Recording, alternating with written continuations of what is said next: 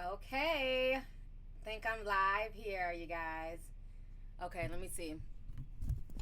Can you guys hear me?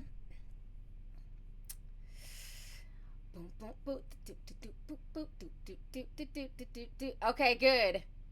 Hey, you guys. Okay, sorry it took me a while to get on here. My brother was over here visiting me, and I haven't seen my brother in about a week, so we were talking about Nipsey and just chopping it up. My niece will be born in a few weeks, so I'm just really excited. Another family member. So we were just talking and chopping it up. So sorry, y'all know family comes first. So he finally was like, "Oh, let me leave so you can get to your live stream." So he just left. So I'm sorry I'm late. Hey everybody! Thank you guys for joining me tonight. I know it's impromptu, but I told you guys I was gonna come on later on in the week and do an update as we watch how all of this stuff plays out. Thank you guys. Yes, I'm gonna be an auntie.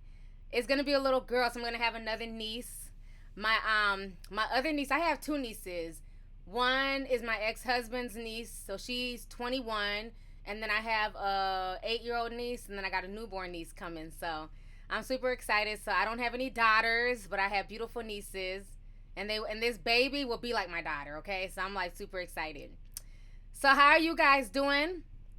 It's a Tuesday. It's 9:30 at night. Okay, so Chiquito TV says you about to go to sleep, but forget it now.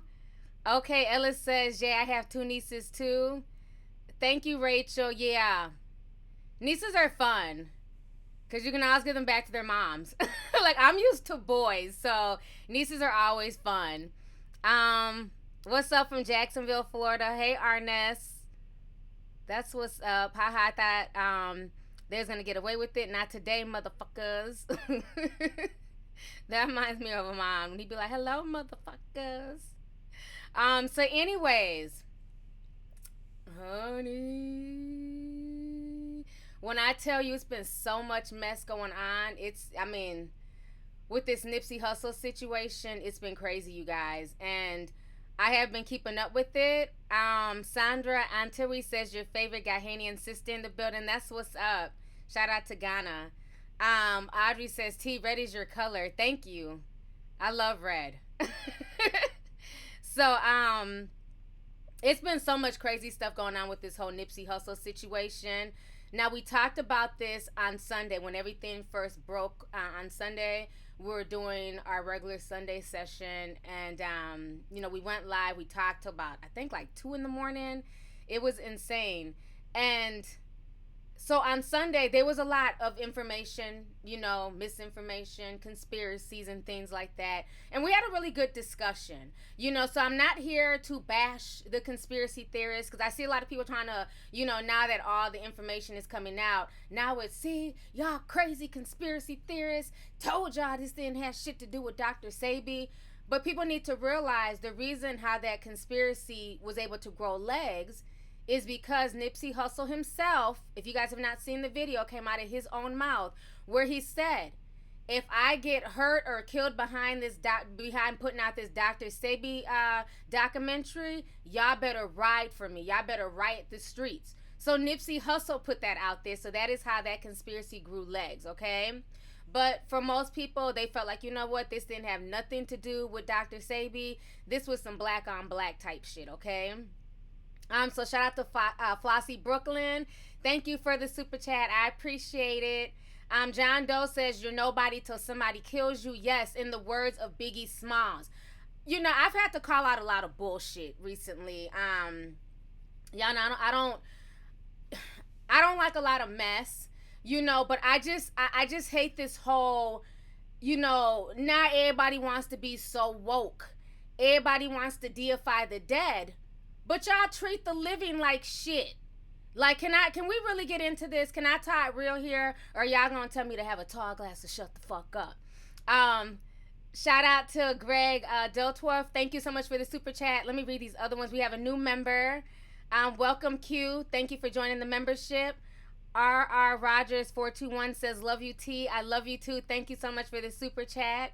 Lucky's mom says, "Hey T, finally made it to the live. This situation is so sad, but thank you for keeping us informed. Keep up the great work." You are more than welcome, and thank you to the people on my social media pages, my Instagram, even though it's private, who understand why I post the stuff that I post. Okay, now what I find funny is that people, yeah, let me speak some facts, sis. Okay, thank you, Simply Naya.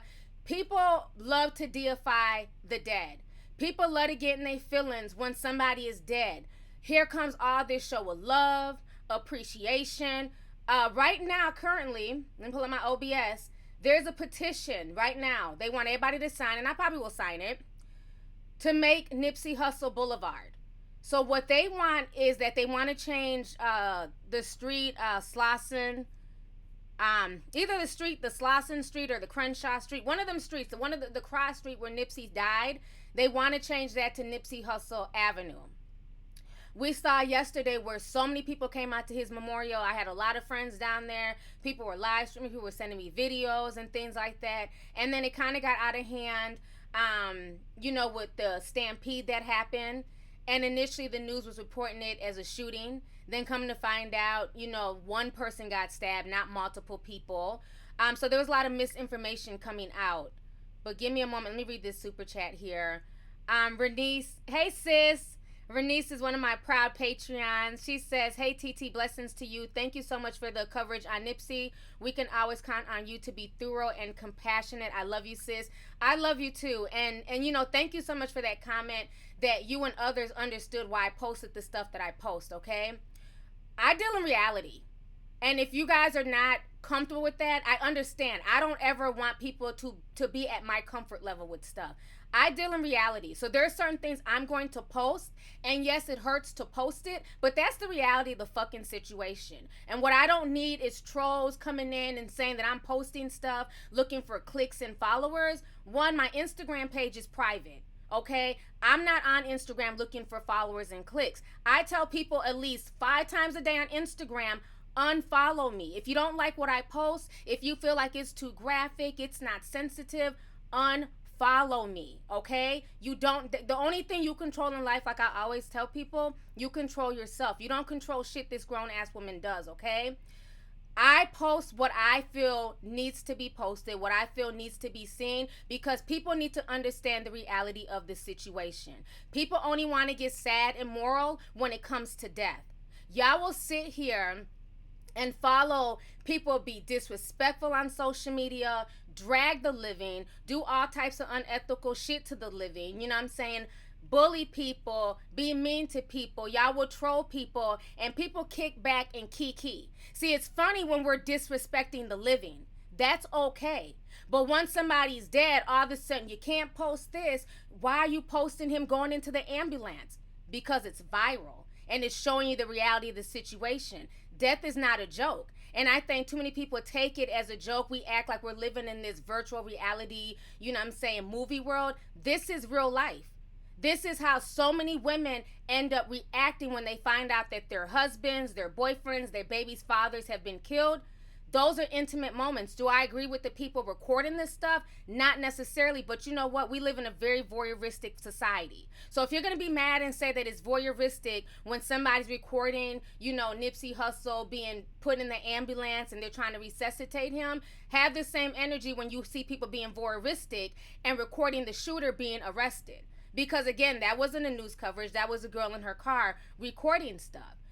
So my thing is, we need to have the same level of sensitivity for the living like we do the dead. We deify the dead and then we disrespect the living. Like I told y'all on Instagram, give people their damn roses while they're here. Tell them that you love them while they're here. Now that this man is dead, folks can't stop talking about him. So many celebrities are shouting him out. He is #1 right now on the Billboard. His music is selling like crazy. How many people had victory lap before this man died? It's okay, I'll wait. Do you know he's gained thousands of followers since his death? Y'all wasn't following him before his death. I wasn't following him before his death. So I'm not going to sit here and follow him after he died. Like, we live in such a weird world. And I don't care, I'm going to call this shit out. And I don't care if it makes you uncomfortable. Like I always say, leave. don't follow me. But I'm going to be real with whatever I post. I'm going to stand by whatever I post. And if you're bothered, unfollow. It's that simple. I'm not here to sugarcoat shit. Because again, y'all sit here and y'all get giddy when people who are still here are disrespected, trolled, bullied, cyberbullied. Y'all was bullying Carrie Hilson the other day. What if y'all bullied her to the point where she finally decided to take her life? Then it's going to be hashtag we feel bad for Carrie Hilson. See, it's all fun and games when y'all sit here and fuck with the living, but then when tragedy strikes, everybody wants to get into this somber moral mood. Be moral all the time. Don't pick and choose. Don't pick and choose when it comes to your favorite celebrity. You know what I'm saying? That when it comes to this person, it's not okay for them to be cyberbullied and trolled. But then when it comes to this person, it's okay because you don't like them. Damn, I got a bunch of super chats. I'm sorry, I'm going on the tirade here. Let's see here. Asteria says, preach. Respect Nick for continuing the documentary. I heard he was. Heather Hent 444 says you are appreciated. Thank you so much. Thank you for the super chat, Lisa.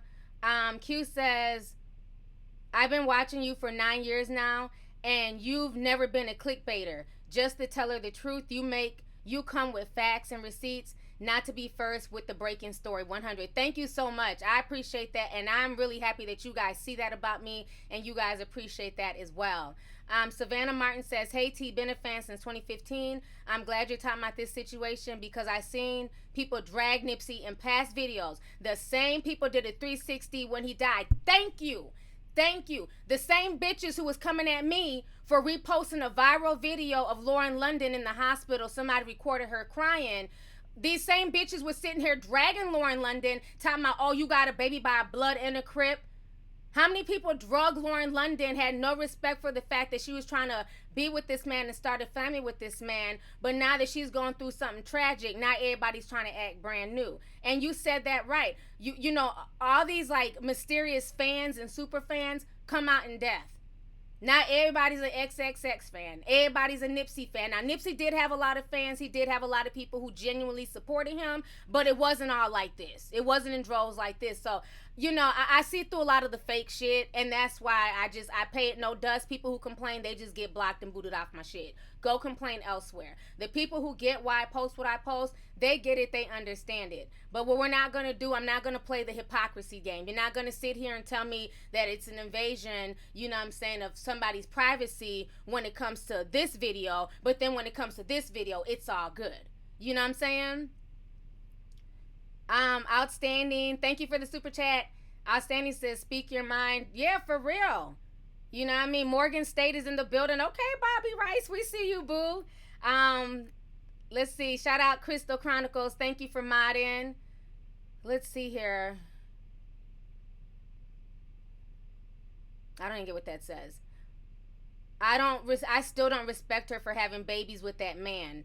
So 3 Little Birdies wrote that, and at least you're being honest with your feelings. That's your opinion, but at least you're being honest. You just got a lot of just fake people out here, and I just be watching and sipping tea. Like I said, when we start having respect for the living, the same way we deify the dead, I'll take y'all's complaints seriously. Until then, have a tall glass to shut the fuck up.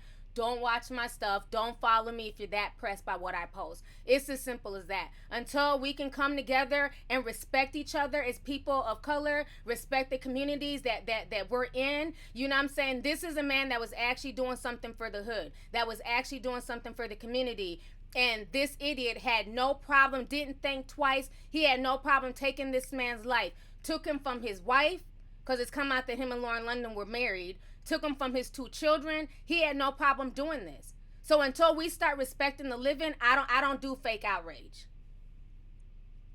Thank you for the super chat, and then Lexi says, love and respect your work, T. Thank you so much, sis. I appreciate it. Kiba Moore, yeah, let me go ahead and make you a mod. Boot out any of these punk ass trolls. There you go. Let's see. So 90s Nostalgia is saying, why did he kill him? So from what they are saying, Stephanie Brown sent a super chat. She says, love you. This is my first super chat. Thank you, Stephanie. I appreciate it. So this is what they're saying. Because initially, like I said, a lot of people are now trying to go in on the people who had the Dr. Sebi conspiracy. But like I said, people had the right to kind of run with that because Nipsey himself put that out there. So I get why the fans ran with it and thought, okay, you know, did this have to do with him working on the documentary? Did this not? But a lot of other people were initially saying that this was some type of gang thing. This was somebody in the neighborhood. So what they are saying is this. The guy Shitty Cuz, and every crip has Cuz behind their damn name, okay? So the guy Shitty Cuz, aka Eric Holder, I guess he's supposedly a known snitch in the neighborhood. So he's a known snitch, informant, and Nipsey kind of felt like, you know what, okay, you can be on the block, but you're not about to be standing around me. You're not going to be in front of my store because everybody knows your reputation. I don't want you around here. So Nipsey basically told him to move on from being around, you know, his place of employment, his establishment. So the guy, because he also is a Crip and he has this gang banging mentality, because he hasn't elevated to where Nipsey Hussle had elevated to, he took that as a form of disrespect. Like, basically, you're trying to sun me in front of all these people. I don't care that you're Nipsey. I don't care that you're well known. I'm going to treat you like I'm going to treat any other black man, you know what I'm saying, that disrespects me in the hood. Because that's where his mentality was at. So they said at that point, I don't know if he went back to the car. I don't know what happened. A gun was pulled out and he started shooting.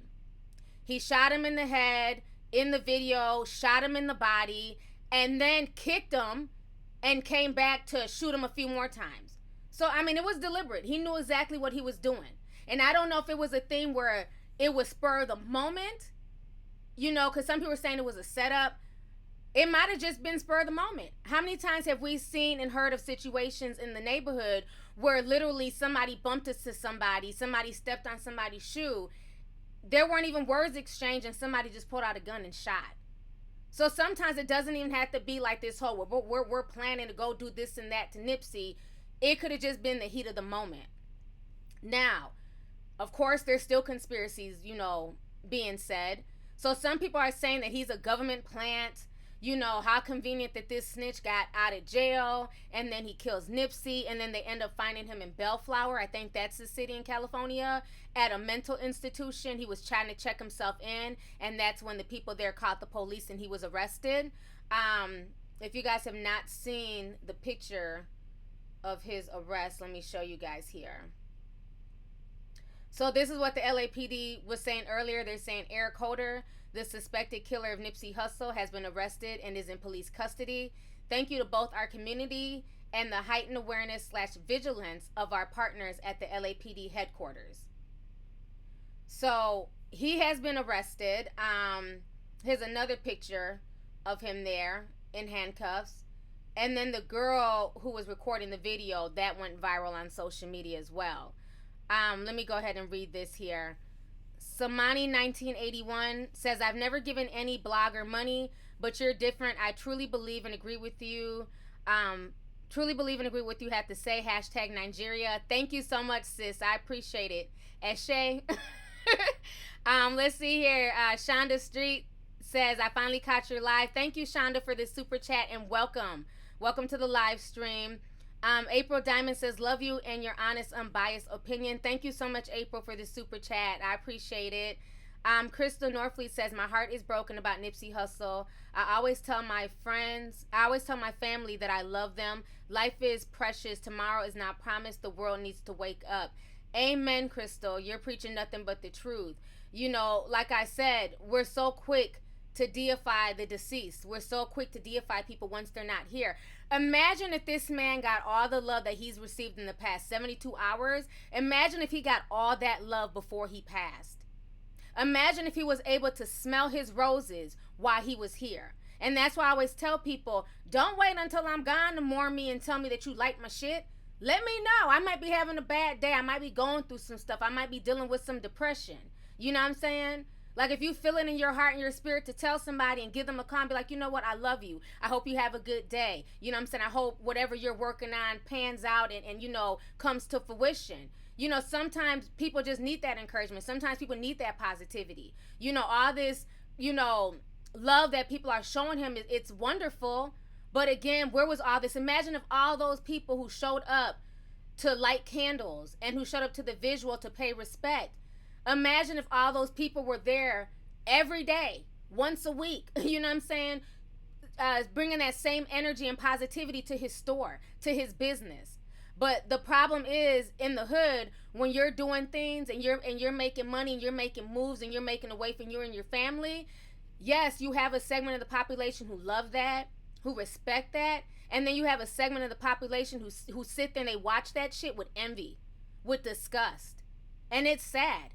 And that man who took Nipsey Hussle's life, you know what I'm saying? He's another, dude who's probably in the hood suffering from what I spoke about last week, which is, hood PTSD, suffering from all types of bullshit, jealousy. You guys see me showing his music clips on Instagram. He was a struggle rapper, probably in his feelings because his music never popped off. Meanwhile, Nipsey Hussle's doing good. He has respect in the hood from both Bloods, Crips, and regular neutral people. His music is banging. He's nominated for a Grammy. It was a lot of things going on in that man's mind. You know what I'm saying, to make him want to take that man's life. It was a lot of stuff. Let me go ahead and read this super chat. Alicia Guide says, "Hey T, appreciate you and your dedication to bring us the tea with facts. Hope his passing moves people to unify, progress, and show love while people are still here. Amen." And thank you so much for the super chat. I appreciate it. That's the truth. Hopefully it does that. Asian Day, thank you for the super chat. You sent 2 super chats. Thank you so much. I appreciate it. Mona Nordwell says, "I love your truth telling, Miss T. Don't ever stop. You're stunning this evening, by the way." Thank you so much. I appreciate it. Let me read some of the comments. Melina Mitchell says, "I'm losing hope, honestly. Life is cruel." Life is very cruel. Liz G, thank you for the super chat. She says, "Mental illness is real. Something was wrong here." Yeah, there's a lot of, mentally ill people, walking around the hood who have not been diagnosed, who have issues. We spoke very heavily the other day about hood PTSD. Let me see if I have the thing here. Can't find it. I thought I had put it in here.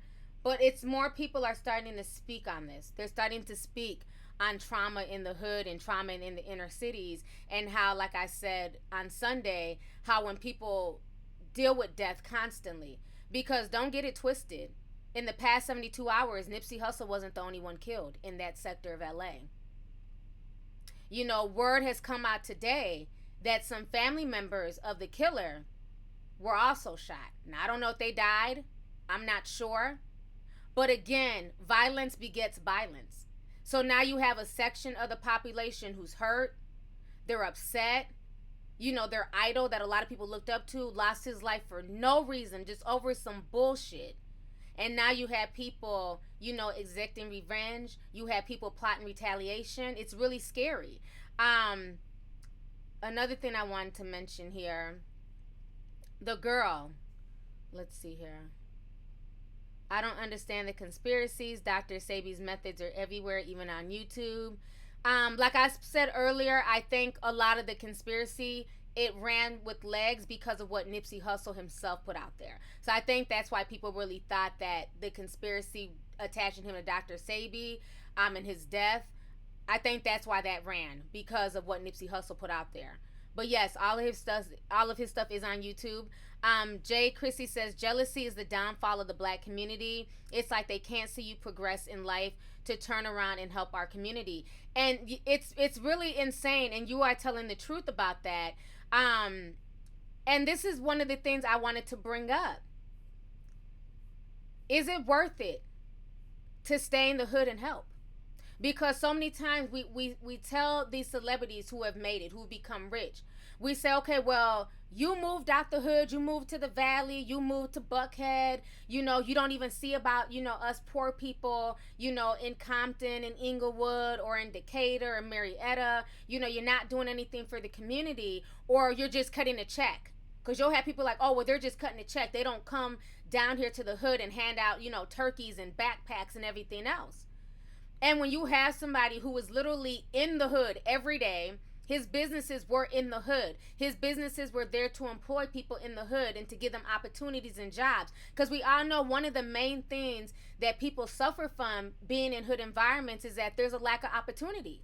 Most people in the hood, especially like, growing up where we grew up, most people did dirt because they weren't opportunities. You know what I'm saying? They weren't able to necessarily just go get a job. And then you do have a segment of the hood who feel like, working at McDonald's or Burger King and fast food is beneath them. You do have that population. But then you also do have people who apply to every fucking job and they're not getting hired. So when you can't work a legitimate job, then what do? Soon after that, people end up turning to the streets. And that's what Nipsey Hussle was trying to prevent. There's a air freshener thing over here and it's going off. Ah, here it is. My Glade. It's like messing with my nose. It keeps going off. Let me turn it off. I'm just smelling jasmines like every 2 seconds. I'm like, oh my gosh, I'm breathing in all this Glade stuff. But okay, so people in the hood, they deal with disadvantages and not having, opportunities and things like that, for a way to make income. So some people turn to, stripping, selling drugs, robbing, stuff like that. So he's making an opportunity where you don't have to go that route because we got enough of us in jails, we got enough of us, in prisons and everything else, and especially in Cali, they're not playing. They finally got rid of this 3 strikes law, but you got a lot of people who are in jail for marijuana offenses, drug offenses and stuff like that. So you have a man who literally spent his time in the hood, giving people opportunities, and this is how the hood repays him. So I ask you guys, is it worth it for celebrities when they blow up? Should they go back to the hood and help? Or should they just turn their back on the hood and save themselves? I think it's going to be really sad if a lot of celebrities start, thinking with that mentality. But with the death of Nipsey Hussle and what he was trying to do, I definitely understand it.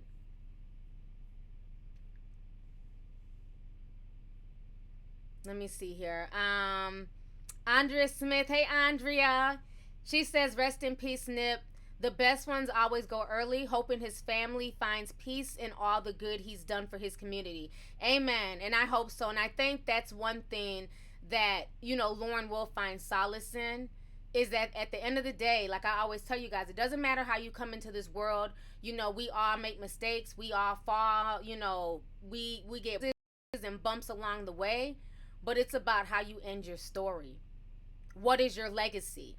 And I think he's left a really good legacy for a lot of people to look up to. He's left a good legacy for his children. That's why I said at the end of my live stream, you have to really watch the message that you're putting out there, the way you carry yourself, the things that you're involved in, because we only have so much time here on earth. And when your time is done and over with and God calls you home, what is the legacy that you've left here? Have you left a legacy of nothing but drama, destruction, just bullshit? Or did you really try to do something? Did you really try to make a change? And I think for Nipsey, he has a very solid legacy that's gonna, people are gonna talk about Nipsey Hussle and the things that he did for generations. Let's see here. Chevelle Gregory sends a super chat. Chevelle says, T, I watch you all the time. You're always on point. I know all too well Lauren's pain. Everything you're preaching is the truth. Most of the time it be your own people. Amen. Amen. Little Boosie said the same thing that I found out yesterday on Instagram, that Kodak Black also, repeated the words of Little Boosie. When he did that Vlad TV interview, and I talked about this, I think 2-3 years ago, when the up and coming rapper in Baltimore, and I forget his name, no disrespect if y'all want to write it in the chat, he was killed. He was killed in Baltimore. He was an up and rising star. I want to say he was like in his maybe early 20s, and he was killed. And they were asking Little Bootsy about that, and he basically said that people are hypnotized by hatred. That let's see here. Sky Nora says, "Damned if you do, damned if you don't. I love you too." People are hypnotized by hatred, and it's to the point now, especially like in the hood and in the inner cities. People would rather take your life just to brag about, they took your life, because they don't want to see you doing good. They don't want to see you coming up out your environment. Because why? You remind them of where they fucked up in life. And that's the truth. And it's not just for celebrities. Think about it. Even us regular people, we go through that. When you come from an environment where we're all starting at the same level, the same playing field. You know what I'm saying? None of our families are really rich. We're all living in the hood. So obviously our families don't got money like that. And so we're all starting basically at the same, playing field. But then you decide, you know what? I don't want this lifestyle for my children. I don't want to live in the hood, the rest of my life. I don't want to be born, die here. I want to be able to travel, see other things. So you decide to, go to school or start a business. You start getting money, and then people feel some type of way. Literally, people will try and claim your hard work. They'll try and claim your blessings because it makes them feel some type of way. In the words of Denzel Washington, and let me see if I have this. It was like a really good quote. I take so many screenshots. Okay, let me show y'all this screenshot. Give me 2 seconds. Because I think this goes perfectly with the subject. Hopefully it won't be super huge when I put it in here, but we'll see. In the words of Denzel Washington, this is what he said. I'm going to shrink it down a bit.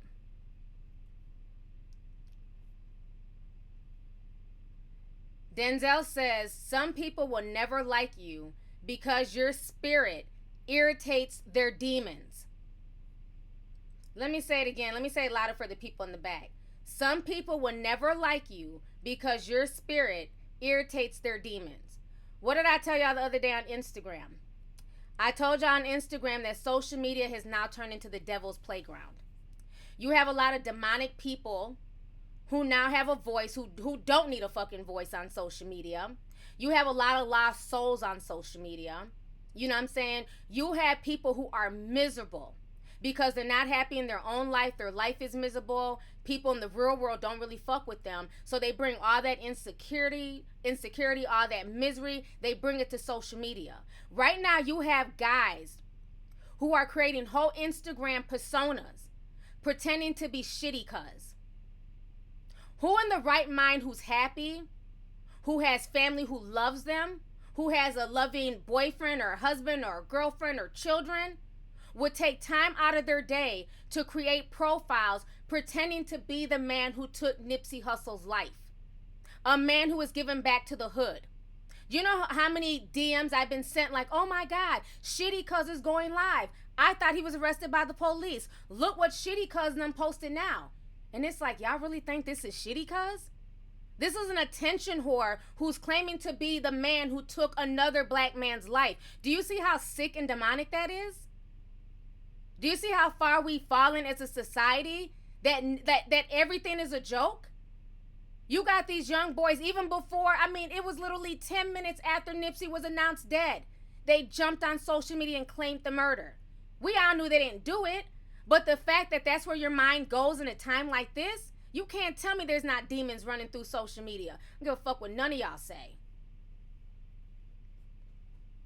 Sam Cook says social media is an evil portal. I really believe it. The stuff I see and the things that y'all celebrate, the things that y'all support, and I'm not saying y'all per se, I'm just saying in general. It's like the whole upside down paradigm. Bad is good, good is bad. And where does that take place at? Mainly on social media. Because the shit that's acceptable on social media, you couldn't get away with a fraction of that shit in the real world. The shit that people think they can say behind the anonymity of a computer, you couldn't get away with that shit in the real world.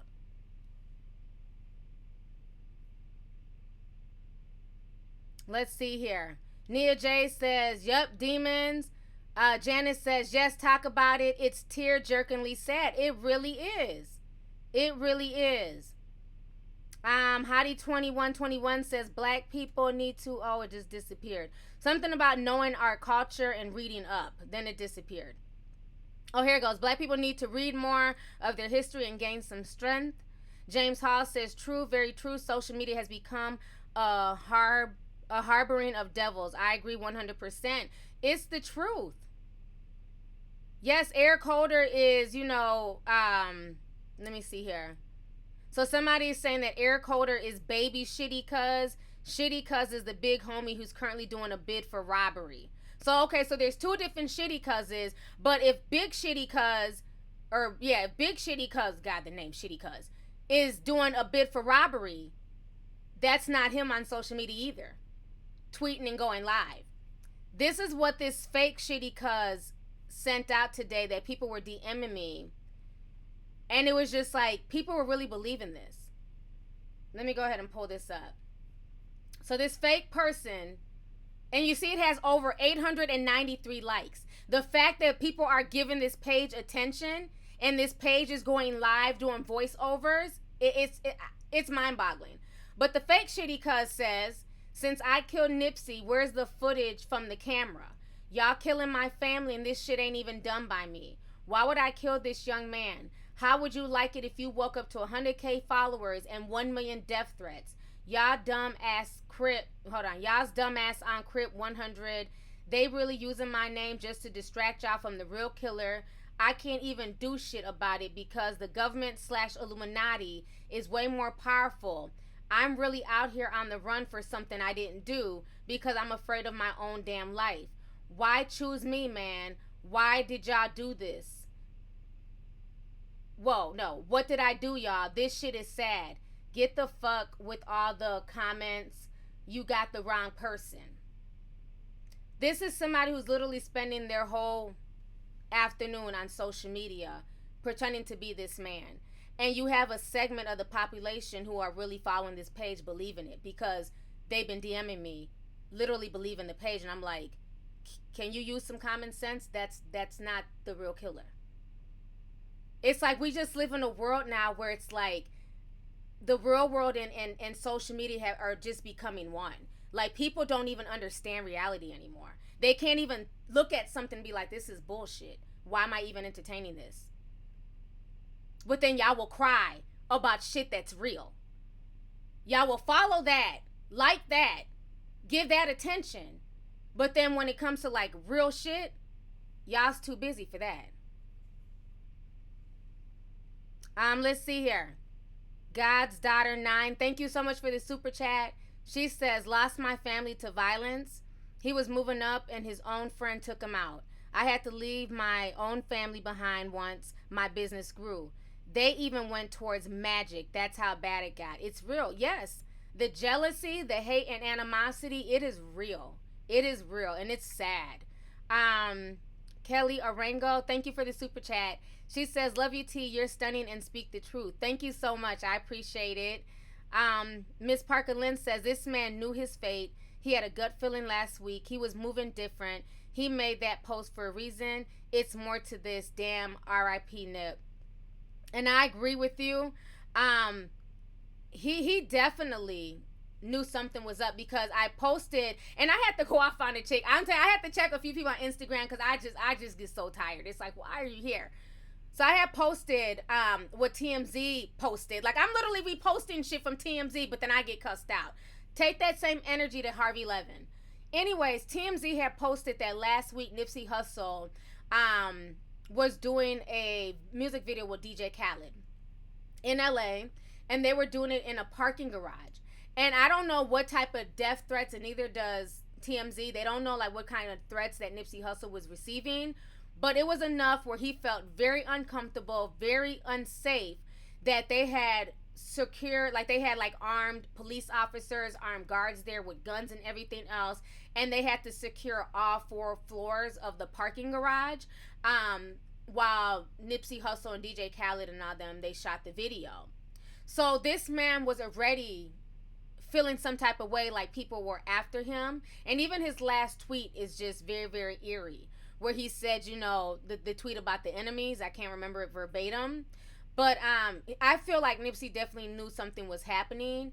And while it's so easy to chop it up to a conspiracy and say, well, the government planted this shitty cuz dude to kill him, and you know, the government did this, and you know, it's the government. I don't even think it's even as deep as the government. It may be, you know, who knows. But I think it could just be as deep as, you know, a conspiracy within the gang. Have we thought about that?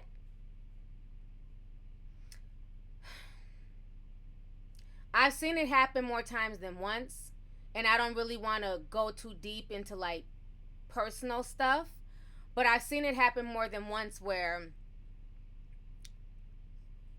people who are gang leaders or really big, high up in the gangs, and they get a lot of respect. They're trying to change, they're trying to help the youth, they're trying to do more stuff. Sometimes they will take them out because now that you're trying to go the positive route, now that you're trying to build legitimate jobs, well, what happens to all our underground nefarious shit that we're doing? What happens to our drug money? What happens to our, the nefarious shit that gangs are involved in? I don't have to go into details. Y'all can let y'all's imagination run wild. When you start trying to move towards legitimizing things, that kind of fucks with the underground money. You feel what I'm saying? So sometimes shit is not always as deep as a government conspiracy. Sometimes the conspiracy is in the hood.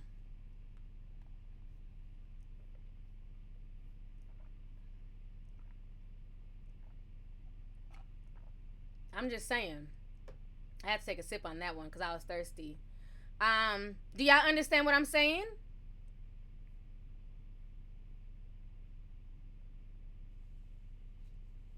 Okay, Nia J says, brilliant T, that's the truth.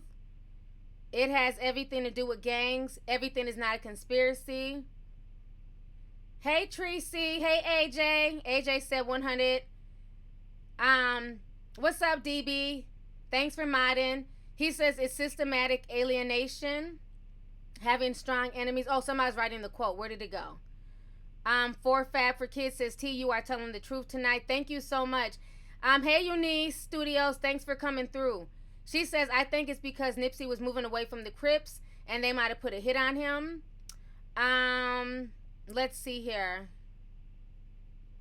Annie Petite says, it's the end of days. You're right about... Hold on. These comments are going so fast. You're right about demons roaming the streets. Honestly, compassion, fraternity, I don't know what that means. Fraternity is dying. People do things for the glory. Can't be that kind of sake for kindness, for all likes. Yeah, it's a lot of crazy stuff. When you don't want to be a tool for someone else and you begin to elevate, people get insanely jealous. As long as you're on their level below, it's all good. But try moving a bit ahead. Faith said that. Thank you, Faith Peach. And yeah, it's the truth. It's the truth. That's why, like y'all know, I'm into conspiracies. I'm all about conspiracies, but they gotta make sense. They gotta make sense. And I'm not saying that, this couldn't have been a government thing, but sometimes it's not as deep as that. Sometimes it's not as deep as that. Sometimes the truth is lying right in front of your face. You know what I'm saying? And again, like somebody said in the comments, when you're trying to do the right thing, you're trying to elevate, and you're saying, you know what, this is bullshit. Gang banging is not a lifestyle, it's a death style. And I'm going to let these kids know, like, no, don't join gangs. This is not the right path. There's only two paths. Either you going to jail for the rest of your life or death. Those are the main two paths for people who join gangs. Every now and then you'll have a silver lining where somebody's able to make legitimate money and, get up out the gang and do something positive. But for the average gang member, that's usually, the two roads. And he was trying to change that. And sometimes when you're trying to elevate and distance yourself and try and do things for the positive, it ruffles feathers. Brenda Barclay says, love you first and foremost, but how do you feel about the fact they said he kicked Eric out of the store because he was a snitch and felt disrespected? Thank you for the super chat. We did. We talked about that earlier. And, I broke that down. Eric Holder still had that gang mentality. He hadn't elevated to the point of Nipsey, where he could be like, okay, well, fine, he checked me, but that's Nipsey. It is what it is. He looked at Nipsey like, you know what? Nah, you just another gang member. You're just another black brother. Because, again, what did I tell y'all Sunday? It's a lot easier to kill a nigga, but it's a lot harder to kill a brother. I told y'all that Sunday, right? You notice when people are angry and they're upset, fuck them niggas. We about to ride on them niggas. We about to go jump them niggas. That's the words that they use. You're not going to hear a lot of people saying, fuck them queens. We're about to go ride on them kings. I'm about to shoot this prince. Doesn't sound the same. And I remember Nipsey Hussle did a really interesting interview. I went back and watched it recently. It was with Hot 97, with Ebro and all them. And he was talking about the mentality of a gang member. That when they used to go on runs to go do drive-bys and things like that, they're looking for people who exemplify who they are. So they're looking for the guy who's walking down the street with the, with the swag walk, with the colors on, with the flag hanging out his pocket. But the person who's square, who's just happening to be walking down the street in just like a regular t-shirt and some jeans or a suit or something, they're not checking for you. You're checking to kill those people who look like you, who walk like you, who talk like you. You're basically killing the same exact replica of yourself. That's why I said it's a lot easier to kill a nigga than it is to kill a brother. And so many people, in the hood, not all, but some have such a negative mentality because they have a lot of self-hate in themselves. And when I say self-hate, I'm not talking about, skin tone or nothing like that. Some people hate what they see.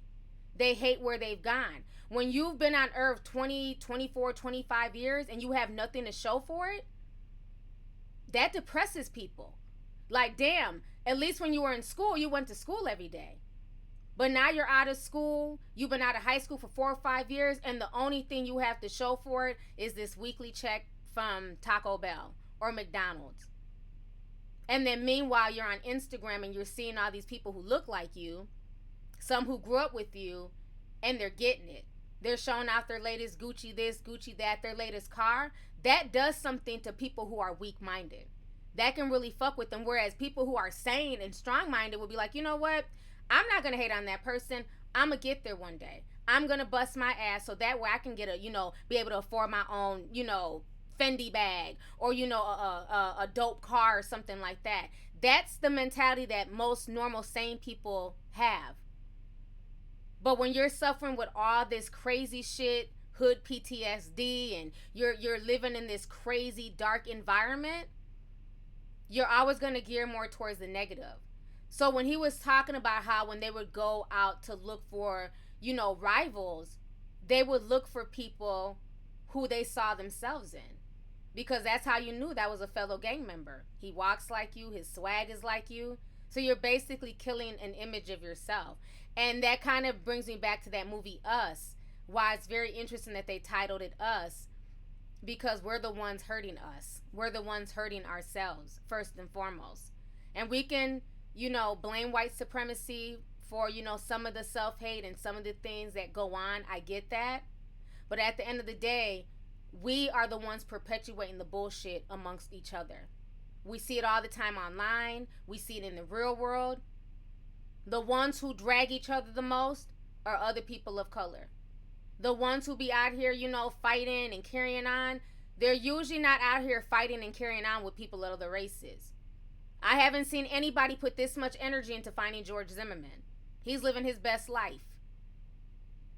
But people will put the same energy into taking down, tearing down, and killing another black man. And that's sad. Let me see here. Oh, wow. We got a bunch of memberships here. Welcome, Sonia Miner. Thank you so much for joining the membership, Sonia. Welcome, Brittany Allen. Thank you for joining. And welcome, I don't even know how to say that name. I'm going to say R Sharks, because I don't know how to say the first name, but welcome and thank you so much for joining.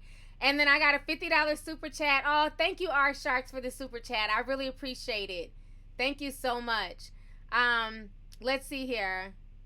You live by the sword, you die by the sword. Ruthie Vlog says facts 100. When you hear hoofbeats, don't look for zebras. That's interesting.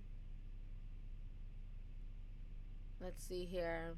Obama is also in the Illuminati, such as people who don't want to believe it. Having strong enemies is a blessing, Nipsey. Okay, so that's what he said. Thank you for writing that quote, because I seen somebody else write it and then I missed it. Oh, yeah, Michael says it's called Us because the United States, us equals United States. Jordan said that. I get that, but I also can interpret it my own way. That, it's us killing us. And we're killing reflections of ourselves. And in that movie, you saw the, the dopalingers, whatever, who are a reflection of the people on the, in the normal earth, as opposed to the people in the under earth. So that's why I kind of correlated it to that. Oh yeah, Michael says Lauren London finally speaks. Yes, she did. And I can read to you guys what she said here, because I posted it on Instagram. Give me just a moment here. Let me pull it up really quick. She also posted a lot of really nice pictures of her and her family. So this is what Lauren London said, and I'm going to show you guys a picture of Nipsey and their baby. He looks just like Lauren. He has Lauren London's dimples. He's so cute. So Lauren says, I am completely lost. I've lost my best friend, my sanctuary, my protector, my soul. I'm lost without you. We are lost without you, babe. I have no words. So that is what Lauren London posted today on Instagram. And again, that just shows you the reality of the situation. It shows you the reality of death. You know what I'm saying? And she's not the first to go through this. Like I said, so many women, especially in the hood, have, lost boyfriends and cousins and family members and stuff like that. She's just another person to go through that same situation. I can only imagine what she's going through.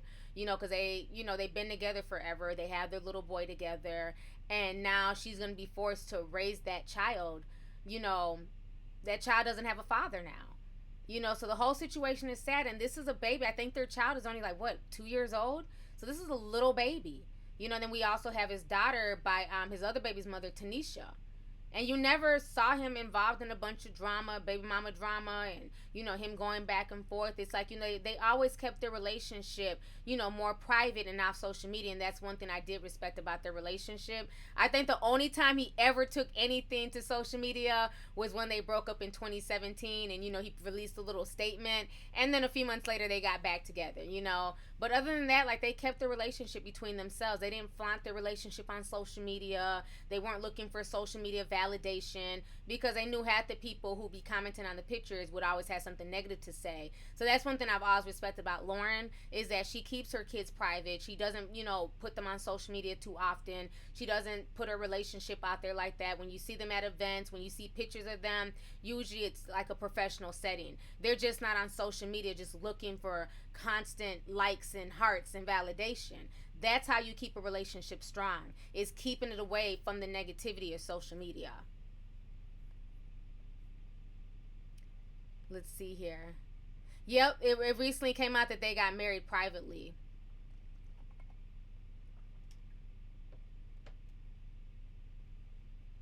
Let's see here.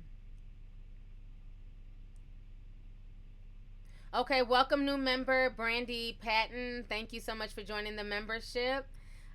We have another member here. Let's see. Rhonda J. Poole, thank you for joining the membership as well. And Aisha Edmond, thank you for the super chat. I appreciate it. I can't believe I've been on here for an hour already. I didn't plan on being here this long.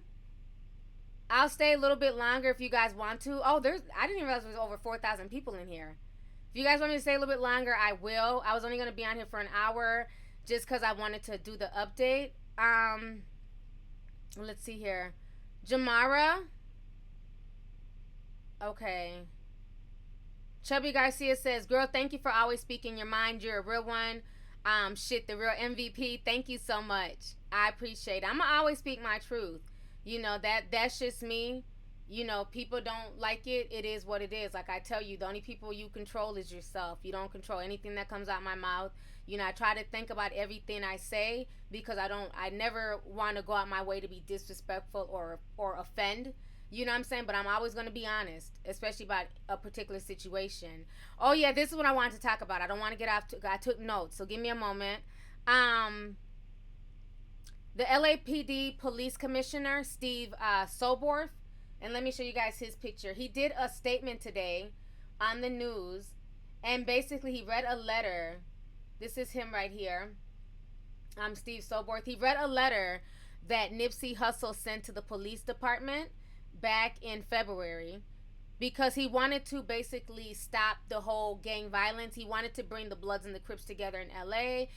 him and Rock Nation, they wanted to like do like a modern day truce. So again, you guys, think back to what I was just saying about 10 minutes ago, that if they were to do all of this, it would affect the illegal money, you know, that some of these gangs were making. So sometimes the conspiracy is a lot closer than you think.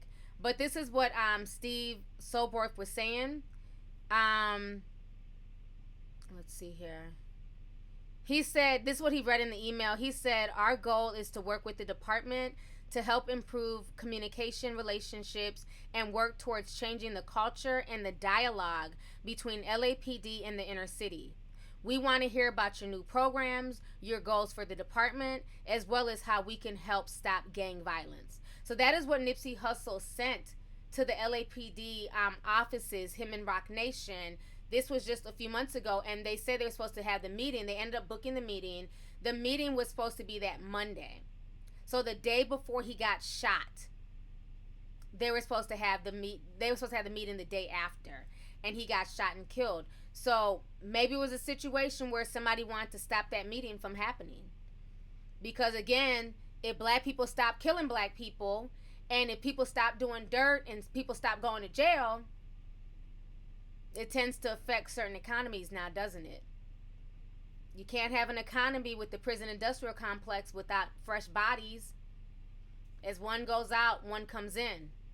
And if we're educating people, especially people in the inner city who are more prone to violence and who are more prone to do stuff, if we're educating them and saying that this is not the way to go, don't do that, you know what I'm saying, look at your fellow man in the hood as a brother as opposed to a nigga, you know what I'm saying? So if we're trying to drop those jewels to those people, what does that do to the people who are trying to make the arrest and keep the prisons full? Because again, like we've talked about in previous live streams, it's a whole underground network in the prisons where everybody from Victoria's Secrets to furniture companies like Ashley Furniture have worked with the prison industrial complex to use them as free labor. It's almost like slave labor, because these people are literally getting paid 10 cents a day.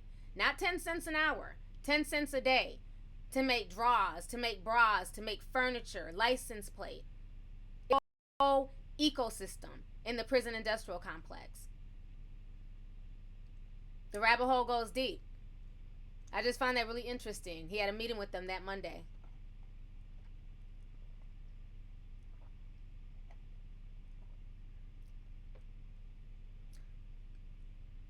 Luna J says, it is that deep though. Eunice says, it's slavery. It definitely is. Frank Hard Work Show says, black people are big business. Yeah. And especially, you know, criminal black people who make a mistake and get themselves in the criminal justice system. Yeah, it's big money. It's big money. We can't have all y'all out here woke. Hell no. Because if all y'all are woke, who's going to make the, you know, the items for these stores and for these corporations? Let's see here. Breezing on by Reviews says, sounds like modern day Gandhi situation, Mama T. That's very interesting. That's very interesting. Nikki Proctor Walden, thank you for the super chat. She says, strong journalism commentary is objective and well researched.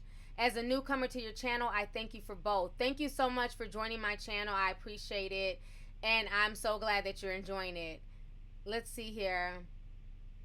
Mike says, all right now, T, I bet people are going to start speculating what you just said and what you've been speaking on the prison industrial complex, making huge money for years. You're always dropping jewels. Love you. I love you too, brother. I appreciate it. Yeah, I mean, we got to start, you know, really thinking. Like, people want to go deep with conspiracies, and you guys keep looking at this Dr. Sebi connection, and it's like, look elsewhere. I mean, if you want to talk conspiracies, it doesn't have to be as deep as Dr. Sebi.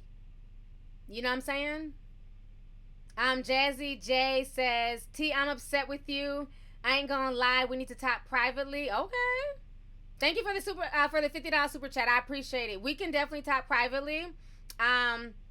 Send me a DM or send me an email and title it Jazz J, and we can definitely have a conversation. Send me an email, lovelyt2002@yahoo.com. Thank you for the super chat, though. I appreciate it. Let's see here.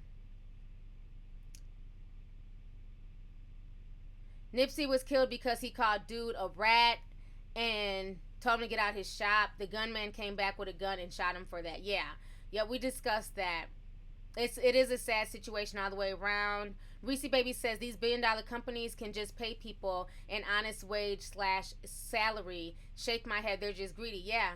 And that's, what do we call here? I mean, we live in a very consumeristic society.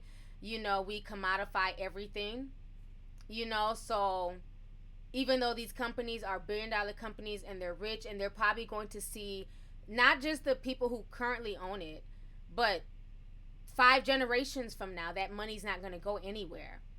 But it's the greed. It's the greed. Let me pay these people as little as possible to make my items. So you have these prisoners making furniture. If you haven't seen my show on Survivor's Guide to Prison, we talk about the prison industrial complex.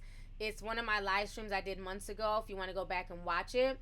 But you'll literally have prisoners making furniture for 10 cents a day, and then Ashley turns around and sells that same couch, that same armchair for $4,000 to $2,000.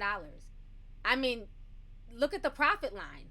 They didn't spend shit, and they made all that back. So yeah, if people stop, doing dirt and going to jail, you about to crash an entire industry.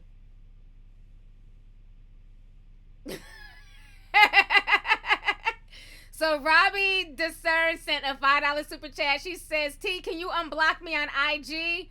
Let me go ahead and copy your name. I'm copying it right now and I'm pasting it. I will unblock you, sis. Y'all know, honey, I will block folks. I will put them on timeout. And if you send me an email, if you contact me, I'll go ahead and unblock you. So if you were blocked today, because it was just a bunch of mess. I wasn't in the mood. Sometimes I don't be in the mood for some of these comments and this fake crying that y'all be doing. And I don't know if that was your case why you got blocked. But I'll unblock you. Don't worry. Don't worry. Let me go ahead and take out this commissioner's picture. Give me 2 seconds. Yeah, y'all know I be quick with my block button, honey. And especially if you're liking nonsense, I'll block you for liking bullshit too. But I just call it a timeout. I think there was some I blocked them probably 4 times. They're like, can you unblock me again? I was in my feelings. You know what I mean? And they apologize, whatever, and I unblocked them. So I'll unblock you, sis. Thank you for the super chat. Let's see here. Perky Boy says, hey T, I love you. Hey T, love your videos. What's the meaning of Crips and Bloods? I don't get it. Growing up in Houston, my dad wouldn't even let me wear a red shirt. Really? Thank you for the super chat. You don't know what the Crips and Bloods are? I suggest you Google, because I don't want to turn this into like a whole gang show, and I really don't even like talking about gangs like that. But basically, back in the day, the Crips were one of the first gangs in LA, and basically you could call them the bastard children of the Black Panther Party. So like back when the Black Panthers were around, they were there to protect the neighborhood from like police brutality and just so many things that black people were going through in the inner cities. So once they broke up the Black Panthers, which was a very positive organization, until they were infiltrated and a lot of the main leaders were killed and everything else. So what happened is that all of the youth, because you got to remember, like Bobby Seale and all those guys who were Black Panthers, they were babies. I mean, when you really think about it, these guys were like 16 and 17 years old when they were starting this movement. So all of those babies that grew up underneath, the whole Black Panther era and stuff like that, once the Black Panthers were basically dismantled throughout the U.S., these kids were kind of just left to their own devices. So that's why people call them the bastards of the Black Panther Party. So they kind of grew from that, and they became the Crips. And I don't want to mess up the acronym for what Crips stood for. It was like community something. Y'all can write it in the comment section. You know what I'm saying? I forget the acronym. So somebody from LA, please write it. Yes, and Bloods stood for brotherly love overrides oppression and destruction. Thank you, Ellie Renee. Thank you so much for breaking down what Bloods meant. Somebody write what Crips meant for this person, and so I can read it. Somebody Google and write the acronym for Crip. Thank you. We got the acronym for blood, so we see what side y'all on in the chat in the comment section. They posted that quick. This is what blood stand for. But okay, so nobody knows what the acronym is for Crip. Can somebody please Google? Okay. Thank you, Evan G. Community resistance in progress. Okay, so we're trying to break this down for you, for the person who has no idea what Bloods and Crips are. So again, that's what these organizations were first started for. They were there to protect the neighborhood. The Crips were, and the Crips got really big. And then of course, ego.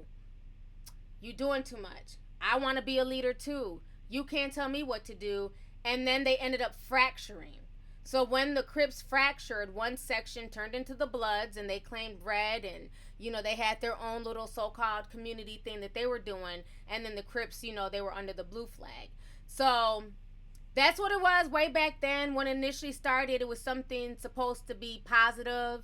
And then you had the big Crip OGs like Tukey Williams and all them.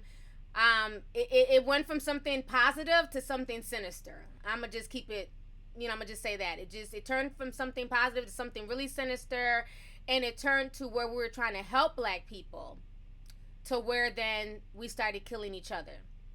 And it started in LA. So it started in Cali, it started in LA, and then there started being just different fractions. So it's not just Blood and Crips. You have, Rolling 60s and Rolling 30s and the 90s, and you have, Pyru and Bounty Hunter, and so there's all these different fractions and everything else, and then they soon spread across the United States. So that's the simple breakdown, okay? This is not a gang show, but I wanted to kind of break it down, being that you sent in a super chat. So that's like the simple breakdown of, the whole gang thing. So that's probably why your dad didn't want you wearing red, because he didn't want them confusing you for like a blood or something like that. Treehouse Party 83 says, yes, gangs were supposed to protect the neighborhood. Yes, they all started out as something positive, but unfortunately, our groups get infiltrated and get turned upside down. So while it started off as something good, it just ended up being something really bad. Clovia Jones says, T, thank you for all you do for us. The people, I wish our peeps would just bond instead of hating. There's enough favor to go around for all of us when we are one, truly. Yes. No, you're very right about that. And that's the part that's just like really, just really sad.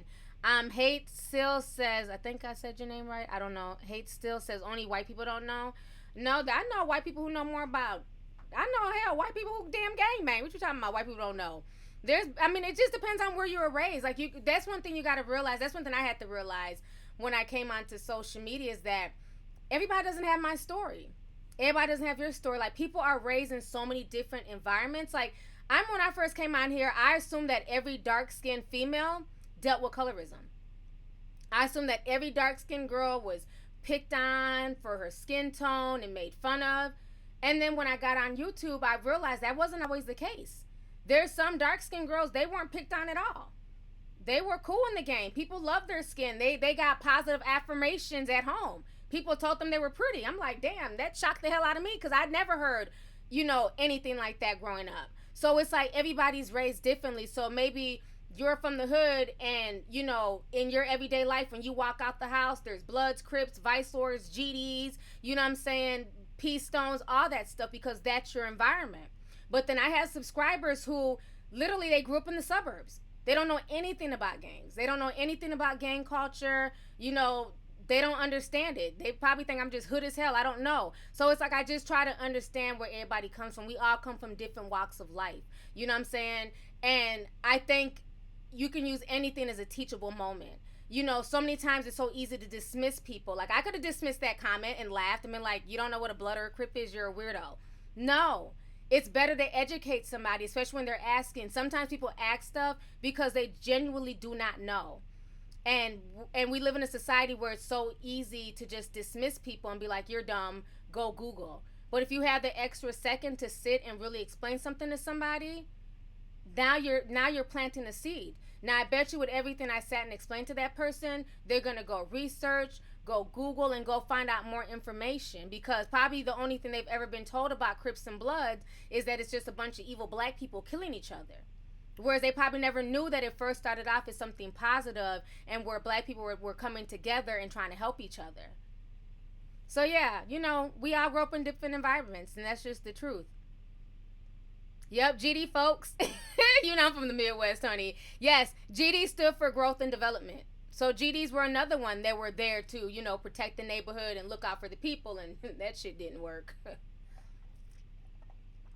There is no OG in the gangs, and anyone who tries to unite gang members are gunned down and killed because people don't want change. I think some gang members are sinister and getting killed and get off on killing. Yeah. Yeah, it's a lot of crazy stuff. That's why Chicago is the way it is. All the OGs are locked up. They're all locked up. So there's so many different fractions of kids who just started their own gangs, and these kids, they have no chill. They have no chill. But even though, like, people talk about, like, how bad Chicago is, like, now, I don't think it's been too, I know there's still killings, but it hasn't been, like, too bad. Remember, like, past years, like, Chicago was in the news literally every week. 10 people shot in Chicago at a picnic. 5 people, killed this, over the weekend in Chicago. They haven't been in the news as much. The only thing that's really been in the news concerning Chicago is Jussie Smollett. That's been the main thing. But the problem with the Chicago gangs is because a lot of the OGs were not there to keep these kids in check. But what people don't realize is that Chicago was a lot worse in the 90s.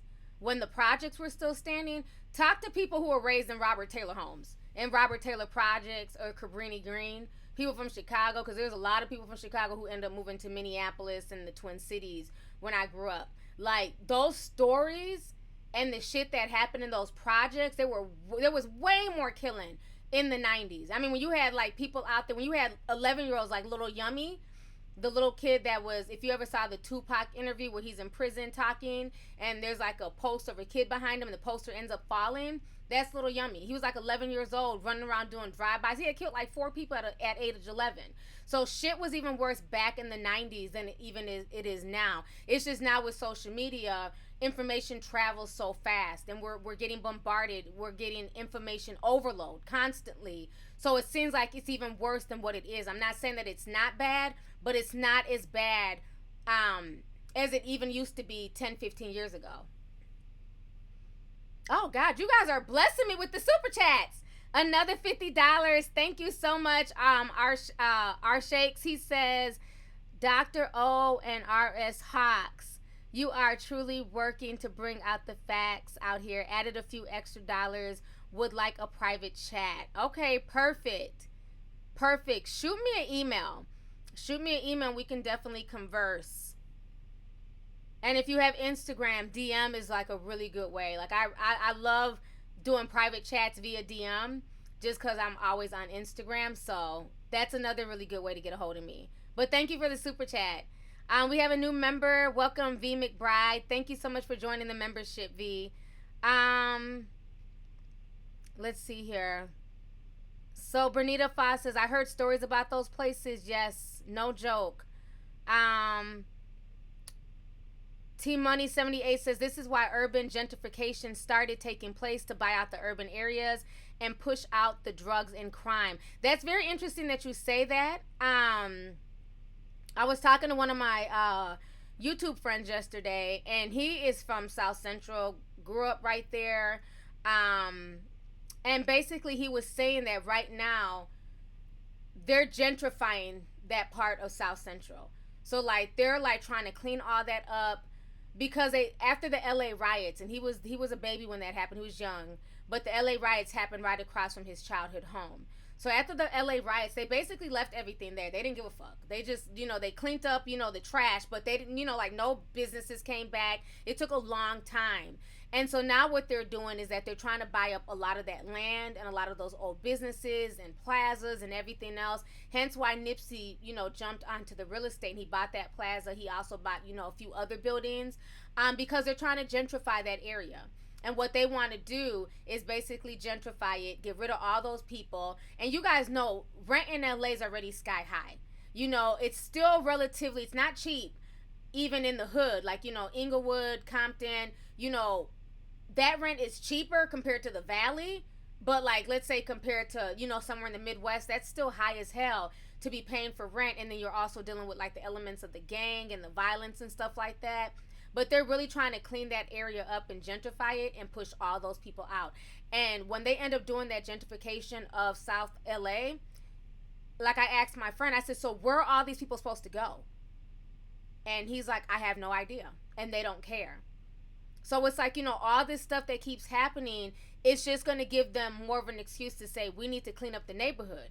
But the problem is they're never willing to clean up the neighborhood by bringing in jobs, by bringing in more police patrol, by trying to protect the neighborhood, by building things that can help the people who are already there.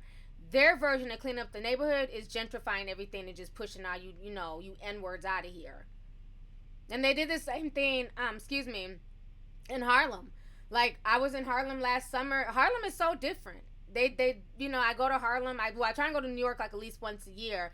And whenever I talk to the people in Harlem who grew up in New York, you know, who've been there their whole life, that's one of the things that those people talk about.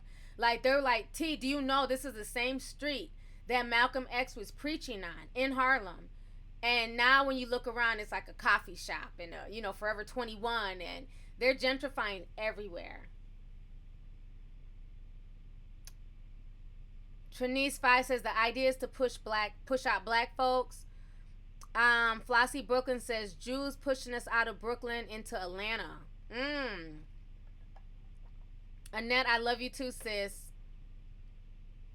Tabitha Edwards says, hey T, I'm new here. Love your energy. Rest in peace, Nip. Welcome. Thank you for coming through tonight. Let's see here. No, Daya, my moderator, she says, Flossie, no one has the power to push you down 7 states, okay? No, baby, I gotta let you know because I know you're young. You're like my daughter and I love you. What he's saying is true.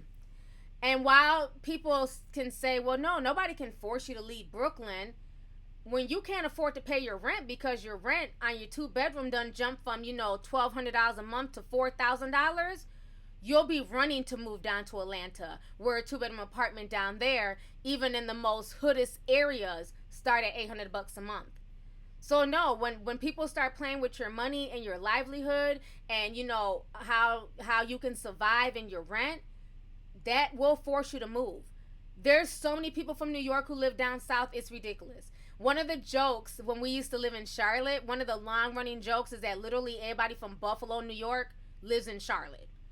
Like, it was so, I met more New Yorkers in North Carolina than when I went to New York. It's like every other person in North Carolina is from New York. And the people from the Carolinas, y'all can attest to that. We have so many people from Buffalo that live in the Carolinas. So yeah, gentrification will have you moving 7 states or going straight down south because the rent is so high. And that's the truth. Like one of my friends in Harlem, they've been trying to get her and her family out of their brownstone. All the other brownstones around them have been bought, okay? But she's been living in her brownstone for years, and they're trying to buy her out of that brownstone, and she does not want to leave. The brownstone, and she's like, I guess they do rent control in these brownstones. I know they do rent control in LA, in certain parts of LA. So her brownstone, I think she's paying like maybe $1,500 to $2,000 a month for her brownstone.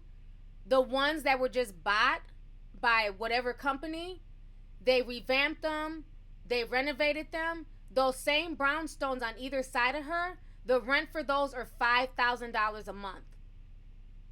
So think about it.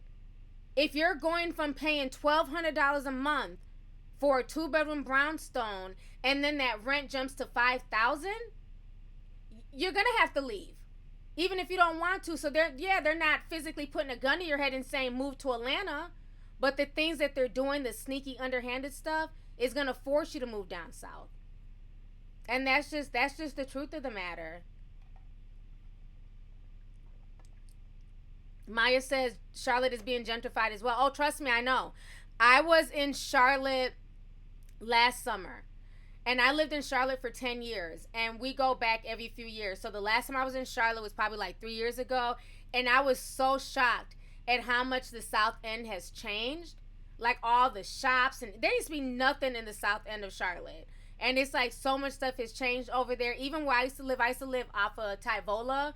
Like when you get off and you're going past Carowinds, the amusement park, that whole area, there's like all these multi-million-dollar homes now in South Charlotte. I mean, I was shocked at how much South Charlotte has grown. I went by my old townhome that I used to have, and because I'm still cool with like a lot of the neighbors, they still live there because our sons started kindergarten together, and a lot of them still live there. And I went to go talk to them, and the same townhome that I was renting, 6, 7 years ago, 9 years ago when I lived in Charlotte, I was paying like $675 for a nice ass 2-bedroom townhome, okay? 2 bedroom, 2 bathroom, nice neighborhood, South Charlotte. That same townhome today is renting for $1,500 a month. So yeah, gentrification is happening everywhere, and the rent is going sky high, even in the South. It's crazy. And the sad part is, while the rent is going up high, the income is not going up high. People aren't getting more money. I wouldn't mind if the rent increased, if you're going to pay me from, $13 an hour to pay me $23 an hour. But that's not the case. So you're still at this job making $13 an hour, and now your rent done went from $12 to $5,000 a month? Hell no. You're going to get the hell up out of there. Let me see, I got a bunch of super chats. Carla Cruz says, gracias, thank you. Thank you for all you do and cover. I grew up in South Central. Best regards. Thank you so much, Clara. I appreciate it. Darylyn Gregory says, hey T, you're my favorite YouTuber. I love you, girl. I love you too. Thank you so much for coming through tonight. Oh Lord, this name is just so... The Ashley Roach King is back with the super chat. Thank you, Ashley Roach King. He says they did it in New Orleans, where I'm from, and now in Dallas, Texas. Now they're doing it here as well. But at the same time, when black folks going to focus on economics and ownership and stop them. Exactly. And that's why they are able to gentrify, because we're not taking care of our neighborhoods. You know what I'm saying? And they feel like, well, if y'all's not going to take care of this shit, well, let's give it to people who will come in here and stimulate the economy. And that's what's happening. Like a lot of, places, even in the Twin Cities, there's a lot of gentrification going on here as well. Where we grew up in the hood, when we were growing up, granted, there's more white people in Minnesota, I will say that. But in the urban areas where there's more black people, you always had the one biracial family on the block where, they had the white mom and the black dad, or, baby daddy, whatever. So you always had that in the neighborhood. But the neighborhoods were primarily black people. And now when I go back to the old townhomes where I grew up in St. Paul, totally revamped, totally different. I see white folks walking down the neighborhood with their dogs. You never saw white people walking through the hood back in the day. So it's like it's changing everywhere. And I'm not saying that it's bad to clean up the neighborhood. I'm not saying it's bad to put up a Starbucks and, generate, some income in that neighborhood. But what is bad is when you push the people out. What's bad is when you rebuild and then you make the rent so high that the people who have been there in that neighborhood can no longer afford to be there. Because everybody who's living in these neighborhoods are not bad people. Everybody who's in the hood, everybody who's living in like a lower income area, they're not bad people. Some people are there because of their circumstances. Some people are living there because, they're going to school and it's hard to pay for school and live in a luxury apartment. So people are in different environments based on circumstance. It doesn't make them bad people. Let's see here. Thank you, Angela Lawrence, for the super chat. I appreciate it. Kayum Joy. I don't know what this is. It's a W. They sent the super payment. I don't know what country are you from. It says 5,000. I don't know what that equates to in American money, but thank you so much for the super chat. Killing Twizzy says, preach my sister. Thank you. Victory always says, yes, in our hood there's more white people than ever. It was always black, now it's different. Yeah, it's changed. I mean, I was shocked when I came back home to like the old neighborhood where I grew up in, and it was just like, what in the world? Like, I'm just seeing folks walking their dogs and, you know, la di da di da. I'm like, shit, times done changed. And then it's funny because like now all the black folks are getting pushed into like the suburbs, and then all the white people are now coming to the inner cities, the more urban areas, because why? A lot of those areas are closer to downtown, it's closer to their jobs, and it's closer to public transportation. Whereas when you live in the suburbs, you have to have a car to drive, you know, to and from the city. Let's see here. Tabitha Edwards says, "Keep up the great content, T. Thank you so much. I definitely will." Okay, so Cole87 says, "Lovely T is from North or South Korea." The super chat with the W. Okay, perfect. Thank you so much. All the way from Korea. It's called Korean Won. Okay. Shout out to Korea. I wouldn't think anybody in Korea would watch me. Thank you so much. I'm always excited when I see people, you know, supporting from like other countries. That just, I don't know, it's humbling. Let's see here. Erica Young says, "Lovely T has the most beautiful personality. This makes Lovely T the most beautifulest in the world. I guarantee you better not cross her. Ha ha ha. Love you, T. Blessings." Thank you so much. That's the truth. I'm sweet, you know what I'm saying? But again, at the end of the day, like, just leave me alone. You know what I'm saying? Like, just leave me the hell alone. I won't bother you. Don't bother me. You know, and I live by those words. I will never start anything with nobody. I will never fuck with nobody. But when people, you know, want to mess with me and be mean to me, I'm definitely going to clap back. I'm definitely going to say something. You know, but the ones I don't say anything to, I don't need to. You know what I'm saying? I'm not, everybody's not worth your energy. Let's just say that. Let's see here. Maya0100 says, "Hi T, love your videos. I respect and admire you. Also, when will you be back in NYC? I'm going to come back this year and I want to do a meet and greet. So I'm definitely going to do a meet and greet. With all this mess that's going on, with Nipsey and just, it's sad. You just cannot trust people at this point. So when I do my next meet and greet, because I do a meet and greet in New York every year, and we usually like eat. We'll go to Times Square. I usually have like about 20 to 25 people. I pay for dinner, drinks, and we just have fun. Like, I love my New York crew. So if you ever want to come when I do my meet and greet, definitely do it. Shout out to all my New York team. Half of y'all are in the comments because I see y'all. But we always have fun when I do my meet and greets. But this time there definitely will be security just to keep everybody safe. Just because there's just a lot of just mess out here, you know, and miserable people, and you know, we want to be able to relax and have a good time and eat and stuff like that. So I definitely will be doing some meet and greets. I'm also looking at doing some pop-up shops as well. So I will keep you guys posted. Let's see here. Georgia Aquwhite95. Thank you so much for the $25 super chat. I appreciate it. So we got a lot of people in here. Okay, I've been on here for an hour and 30 something minutes.